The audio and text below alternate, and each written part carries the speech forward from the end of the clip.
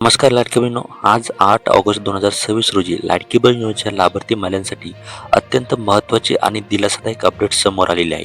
ज्या महिलांना जुलै महिन्याचा 1500 रुपयाचा हप्ता मिळालेला नाही आणि आता ऑगस्ट महिन्याचा हप्ता कधी मिळणार याची प्रतीक्षा आहे, त्यांच्यासाठी आज महत्त्वाची माहिती जी समोर आलेली आहे. कारण जुलै महिन्याचा रखडलेला हप्ता आणि ऑगस्ट महिन्याचा नियमित हप्ता याबाबत सरकारच्या हालचाली सुरू झालेल्या आहेत. काही लाभार्थी महिलांच्या खात्यावर रक्कम जमा होण्याची प्रक्रिया सुरू झाल्याची माहिती समोर येत आहे. मात्र इथे एक महत्त्वाची गोष्ट लक्षात घ्या. प्रत्येक महिलेच्या खात्यामध्ये एकाच वेळी पैसे जमा होतीलच अशी नाही. डीबीटी प्रक्रियेमध्ये बँकेनुसार आणि लाभार्थीनुसार पैसे जमा होण्याची वेळ वेगवेगळी असू शकते. त्यामुळे तुमच्या खात्यामध्ये अद्याप पैसे आले नसतील तर लगेच काळजी करण्याची आवश्यकता नाही. आता सर्वात महत्त्वाचा प्रश्न म्हणजे नेमके कोणत्या महिलांना या हप्त्याचे पैसे इथे मिळणार आहे. यासाठी सर्वप्रथम तुमचे आधार बँक खात्याशी लिंक असणे आवश्यक आहे. त्याचबरोबर तुमच्या बँक खात्यावर डीबीटी सुविधा सक्रिय असणे महत्त्वाचे आहे. यासोबतच लाडकी बहीण योजनेशी संबंधित आवश्यक केवायसी पूर्ण केलेली असणे गरजेचे आहे. तुमची माहिती शासनाच्या नोंदीमध्ये पात्र लाभार्थी म्हणूनच उपलब्ध असेल तर हप्ता जमा होण्याची प्रक्रिया पुढे होऊ शकते. आता आणखीन एक महत्त्वाची बाब म्हणजे योजनेच्या पात्रतेशी संबंधित नियम. कुटुंबाचे वार्षिक उत्पन्न, कुटुंबातील सदस्यांची सरकारी नोकरी किंवा पेन्शन, तसेच वाहन आणि इतर पात्रता निकष यांची शासनाच्या नियमानुसार पडताळणी केली जाऊ शकते. म्हणून केवळ बँक खाते आधारशी लिंक आहे म्हणून प्रत्येकाला पैसे मिळतील असे नाही. तुमची योजना, पात्रता आणि डीबीटी स्थिती दोन्ही व्यवस्थित असणे महत्त्वाचे आहे. आता पाहूया हप्त्याची रक्कम कधी मिळू शकते.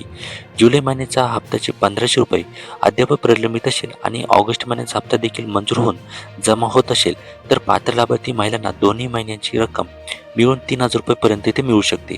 मात्र तुमच्या खात्यामध्ये नेमकी किती रक्कम जमा होईल हे तुमच्या मागील प्रलंबित हप्त्याची स्थिती आणि शासनाच्या डीबीटी प्रक्रियेवर अवलंबून राहील. आता बँकेबाबत महत्त्वाची माहिती पाहूया. लाभार्थी महिलांची रक्कम डीबीटीसाठी जोडलेले आहे त्याच खात्यामध्ये जमा होणार आहे. त्यामुळे तुमचे खाते SBI, bank of Maharashtra, bank of India, HDFC, ICICI, IDFC first, Kotak Mahindra, Punjab national bank किंवा इतर संबंधित बँकेत असेल तर सर्वात महत्त्वाची गोष्ट म्हणजे त्या खात्याची डीबीटी आणि आधारची लिंकिंग स्थिती तुम्हाला तपासणे महत्त्वाचे आहे. काही महिलांच्या खात्यामध्ये पैसे जमा झाले तरी बँकेचा SMS लगेच येईल असे नाही. त्यामुळे केवळ मेसेज आला नाही म्हणून पैसे आलेले नाहीत असं समजू नका. तुम्ही mobile banking, bank statement, ATM mini statement किंवा संबंधित बँकेच्या अधिकृत माहिती माध्यमातून खात्यातील व्यवहार तपासू शकता. आता जिल्ह्यांबाबत बोलायचे झाले तर विविध जिल्ह्यांमध्ये डीबीटी प्रक्रिया टप्प्याटप्प्याने होऊ शकते. त्यामुळे एका जिल्ह्यातील महिलांना रक्कम जमा झाल्यानंतर दुसऱ्या जिल्ह्यातील महिलांच्या खात्यामध्ये लगेचच रक्कम जमा होईल असे आवश्यकही नाही.